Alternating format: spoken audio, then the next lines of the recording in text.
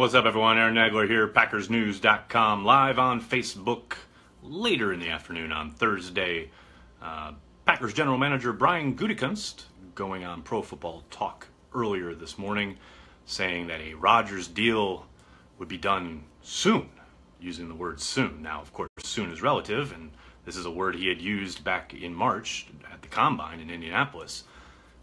Most observers, I believe, were thinking, well, that's all well and good, but let's wait and see when the Matt Ryan shoe drops, and lo and behold, the Matt Ryan shoe has dropped. ESPN reporting earlier this afternoon that Matt Ryan is signing a 5-year extension at $30 million per year with $100 million guaranteed, which is a number I threw out here in this very space several weeks ago, saying that possibly Rodgers could look at getting $100 million guaranteed. Well, I would suspect that that will be the jumping off point now between Russ Ball and David Dunn. So the Packers inch a little further, closer to their objective of getting their franchise quarterback signed to a long-term extension. This is kind of the one piece I think the Packers and Rodgers were waiting for, obviously probably more on the Rodgers side. I know I've seen some suggest that perhaps Rodgers would want to wait and see what Brady and the Patriots do with their contract, but I mean, Brady is, at this point, got to be on a year-to-year deal. I can't imagine a Brady negotiation having any kind of effect on what Rodgers and the Packers do. I think it was all about seeing where Matt Ryan and the Falcons ended up. And now we know, we have that answer. We will see. I still think it's going to be a little bit. I don't think anything is imminent. These are very complicated deals. Russ Ball and David Dunn will go over every inch, and we'll see. Nothing's known now about what Rodgers is asking for, what kind of structure he's looking for. We've asked the Packers on several occasions about things like tying his number to a percentage of the cap. That's something agents have been pushing for in this last year or two. Obviously, there's the Kirk Cousins fully guaranteed deal. That's a 3-year deal with the Vikings. So there are other considerations out there that they may or may not be, talking about, negotiating, etc. But in the kind of timeline of the offseason, this is a big point where Rodgers and the Packers have been waiting, and now that they have this information, once that contract gets signed and put into the NFLPA, they'll be able to pour over it. And then you got to think that negotiations will pick up in earnest between Rodgers' camp and the Packers. So I'm jumping on here and I'm seeing a whole bunch of comments. How are y'all? Great to see y'all. Thanks for joining me. Thanks for hopping on this Thursday. I hope it's much more comfortable wherever you are. It is roasting here in New York City today. We hit 90. I ain't ready for all that. Somebody's saying $100 million guaranteed is too much for Ryan. I don't know, man. You get what the market will bear. That team is not much without him on offense, especially. So, I don't know. Yeah, that's the going rate. Is it too much for Matt Stafford? Is it too much for... It's probably too much for Derek Carr. Derek Carr and Matt Stafford were probably the last two blockbuster quarterback deals. You could see things trending in this direction, which is why I suggested $100 million guaranteed for Rodgers about a couple months ago. But clearly the Falcons, they've got their guy and they want to keep him. What is your position on how Rodgers' new deal will affect the quality of players we are able to sign? Well, this is a big reason why the Packers have always tried to sign their own, be proactive, get guys like Davante Adams and Corey Linsley under contract prior to their hitting free agency, because oftentimes when they do so, they get them below market deals, and they've been doing that for years, and a big part of that has been building up to this moment, is being able to have the cap space and the maneuverability to do so. As far as going forward, I don't think they would ever sign Rodgers to anything that would be cap crippling. I think both sides want to enable the Packers to, be able to have a healthy cap, have maneuverability, be able to sign people. A lot of that will come down to signing their own under Gutekunst, I suspect. But the thing, obviously, the big worry is you don't ever want to get into a situation like the Ravens were in after they signed Joe Flacco to his deal. Of course, that came down to Flacco was nearing the end of his deal. Rodgers still has 2 more years, plus the Packers could control his rights for 2 years after that. So they have a little leverage that way. And I think, for all the stuff that's been made in the media, I think Rodgers has made it clear in his actions, if not his words, that he does want to, he likes it in Green Bay. He likes playing for the Packers. He likes being in Wisconsin. He is a minority owner in the Milwaukee Bucks, for goodness sake. But I don't think either side is going to sign him to anything that would cripple their ability to sign free agents. Now, that said, and I have to put this out here because I know someone will bring it up, is for the crowd that says Rodgers should take less. Rodgers has been taking less for years, for a real long time. When he signed his last deal, he knew it would be outdated pretty quickly, and it was. To the point where, he saw guys like Mike Glennon making more than he was. He saw guys like Mark Sanchez making more than he was. And for the most part, other than this offseason when he's said a few things, and even that hasn't been about his contract, but, for the most part, he's been really quiet about it and really taking it in stride. He hasn't rattled his saber, and he hasn't, made any waves, and he, Lord knows, he had every reason to, and no one would have begrudged him for it. But he never did. So, he has been quiet, he has bided his time, and now he is going to get paid. And I don't think he should take a dime less than what he's able to extract from the Packers. Is Corey Linsley considered an elite O-lineman? James, that's a 180. I don't know. I think he had a down year last year. I think he has the potential to be. I think his tape 2 years ago was excellent. I think last year it was up and down. But I think he has the potential to be an elite O-lineman. No doubt about that. 8 years. Paul, they're not signing him to an 8-year deal. Rodgers would never agree to an 8-year deal. I think the Packers, in a perfect world, would probably like a 5-year deal. Bid over 30 a year, $125 million guaranteed. Call it a night. But we'll see if David Dunn is amiable to that. Chris, starting right tackle week 1. Your guess is as good as mine. I guess they're hoping Brian Bulaga, maybe Kyle Murphy, Jason Spriggs if he's healthy. None of those are great options, other than a healthy Bulaga, but I don't think he's going to be healthy. Rodgers has never been underpaid. Jimmy, he was making less than Mike Glennon. He was making less than Mark Sanchez. Yes, he was underpaid. You can say, when he signed the deal. Yeah, when he signed the deal, he knew the structure, and he knew where the salary cap was going, and he knew people would surpass him. But we have seen, year in and year out, players get upset with salaries comparative to their peers in the league and either hold out or demand more money or even demand a trade. And I don't think Rodgers would ever go that far. But this idea that he wasn't underpaid, yes he was. I don't care how you want to spin it. He has been underpaid for a long time. A long time. No matter how you want to look at it. Tim, don't tell me what to do. Don't tell me what to do. Any chance Rodgers takes the same deal as Matt Ryan? Minimal chance, I would think. Yeah, I can't see him saying, yeah, give me one of those. He'll look at Matt Ryan's deal as a jumping off point, more likely.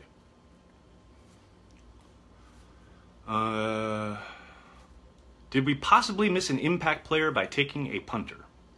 Possibly. Not likely, though. Once you get past the 4th round, you're really throwing darts. They saw the upside at the punting spot with the punter. They wanted to take the best punter available on their board as opposed to some guy they're just kind of gambling on athletic upside. Essentially, that's what they did. Now, could somebody say that was picked later in the 5th round turn out to be a player? Sure, of course. But they decided that the value there was what they liked as far as wanting to get a guy they think could be a real weapon when it comes to tilting field position and various other ways. So that's what they went with. And as I've said a couple times since the selection, he's going to have to prove it. He's going to have to go out there and wow everybody for anyone to say it was anything other than a mistake. Do you know if Bakhtiari does a lot of autograph signing? I don't, actually. I don't. I would assume maybe during camp, but I'm not sure. Glennon and Sanchez were just overpaid. They were paid. There were a lot of people who were, quote, overpaid, but they're paid what they're paid. They're paid what the market will bear. It's the going rate for starting quarterbacks. If Mike Glennon's making $18 million on a year and Rodgers is making 15, Glennon's making more than him, point blank. Josh Jackson to safety. Let's address that. I've seen that a lot. Josh Jackson's a corner. Why does everyone want to switch him to safety? He hasn't even taken a snap in the league. Maybe the coaches will put him on the field and think, that's a safety, but I really doubt it. But yeah, I think he's a corner, and I think he's going to be a pretty good one. As it stands, do you see us as a top 10 D? Wow. Ask me again in August. Way too early. Do you like the running back by committee? I think it will be by committee early, but I think Aaron Jones will run away with the job eventually. I think he's the guy who's going to be the guy.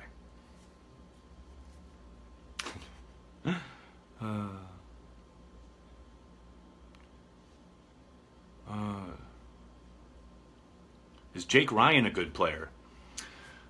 Steve, he's a serviceable player. That's what I would describe him as. I think the writing's on the wall. I would be surprised if he's retained past this year.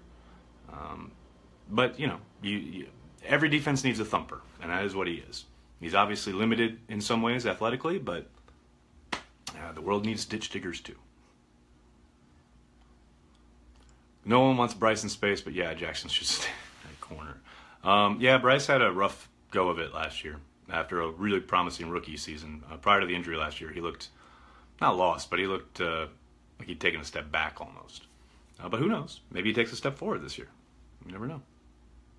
How will the Packers use 88 this year? I've said several times, I think he'll continue to be a bit of a switchblade player, somebody that they use out of the backfield, especially on third downs. He could be a real mismatch for defenses.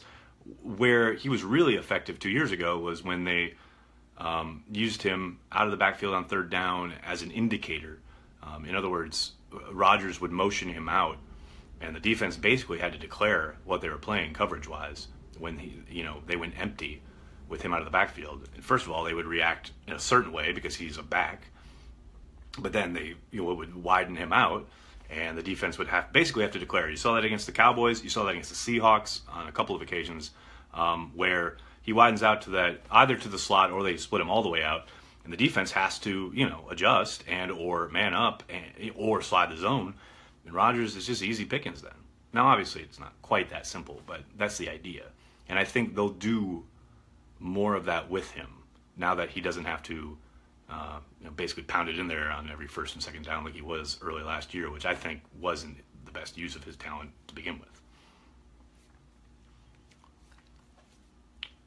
Do you think they're in a rebuilding process? No, I think they're Super Bowl or bust, especially their coach. Mike McCarthy needs to win and win big, or he's gone. I don't think they're rebuilding. Now, are they rebuilding with an eye past McCarthy? Maybe. I doubt that, though. I think they're going to be a Super Bowl contender this year. I'm not ready to say they're going to make a run or anything, but I think they've got the talent. And they certainly have the quarterback. Don't forget, they were 4-1 last year with a pretty bad defense prior to Rodgers' injury. So, Rodgers takes his team pretty far every year. Would you bring in Dez for the right price? Not until I saw what these three rookie wide receivers offer and if there's been any development from the holdover guys. At this point, maybe they could have got Dez for something cheap prior to the draft, but now, bring these guys in for the rookie camp this weekend, go through OTAs and minicamp and see how they look, against NFL talent, with NFL coaching, etc. And then maybe, but I do think he'll get signs, eventually. Will that be in Green Bay? I tend to doubt it, but you never know. So you're in New York. I am in New York. I know last year too soon to judge our draft picks, but I like them. Yeah, well, the draft is about hope. On the fan side anyway. That's what they sell you. The league loves it because everyone's undefeated and everyone's drafting for the future, and it's all about hope. I used to try to play that game where I would look at college tape and then go, oh, this guy's going to be this and this guy's going to be that. Too many years of seeing that all blow up within the first couple of weeks of training camp teaches you that you never really know what these guys are going to be until they get on the field and they start taking coaching, working with their NFL teammates, working against an NFL defense or offense. So much changes. The speed of the game, what's asked of them mentally. It's incredibly difficult to sit here May, whatever it is, early May, and project what any of these guys are going to do this season before we get a look at them.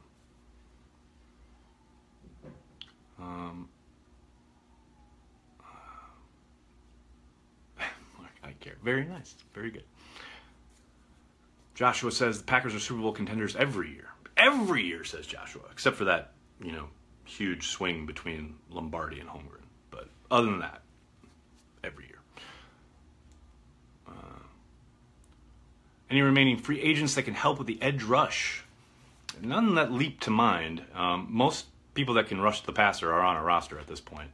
Now maybe there's a salary cap casualty down the road, an unexpected one that comes free, and maybe they pounce on that. I tend to doubt it.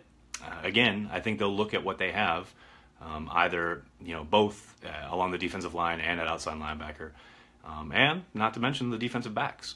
They've got some young athletic guys that they may be able to use in Pettine's scheme to get after the quarterback on certain cat blitzes, etc. So I tend to think they'll stick with what they got and see how they feel about it. Maybe down the line, later this summer, if someone comes free, and they think we don't think we have enough, then maybe. And don't forget, Ahmad Brooks is still sitting out there. A guy who was on the squad last year. They're very familiar with. Of course, they determined he was a good fit for Capers' scheme. Maybe they think he's not quite what Mike Pettine wants or needs, but I tend to think they'll wait and see what they have first on the field. Packers trading for Shane Ray. I talked about that yesterday. I don't see it. I don't see them giving up any kind of draft capital. Someone suggesting Connor Barwin. He was available last year and they didn't go after him. And he was on the street for a long time and they didn't go after him. So I don't see a guy being a year older as being attractive. What would you need to offer to sign Nagler to a 5-year extension? All the Wisco Disco I can drink. I'm feeling a top 12 defense this season, and Rodgers' touchdowns will increase by a good margin. That's a bold statement. Could we ever see Rodgers throw 6,000 yards in a season? Whew. I doubt it. That does remind me of the greatest thread ever at the Shark Pool, which is the message board at footballguys.com.